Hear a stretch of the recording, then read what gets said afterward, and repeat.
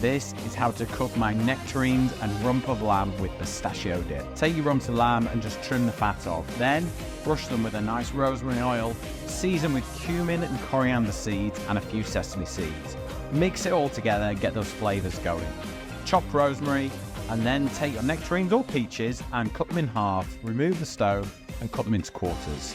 Season up with a bit of rosemary and a bit of dab of oil just to get the whole thing going, and then take your kebab sticks and alternate fruit and then lamb.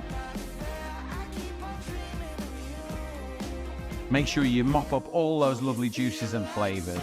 Drizzle them a bit of olive oil, season them up and onto a hot grill. I'm using a charbroil barbecue today. Take some pistachios and some garlic into a little food processor. Loads of fresh mint, loads of fresh coriander, whiz it all up. Pour in some olive oil, some feta and some lemon juice. Whiz it all up to a nice smooth paste. Then you have got a delicious dip. Spread it onto some flatbreads and then once the lamb is cooked, remove from the grill and serve it up. I like to finish mine with a squeeze of lemon juice and a sprinkle of sesame seeds.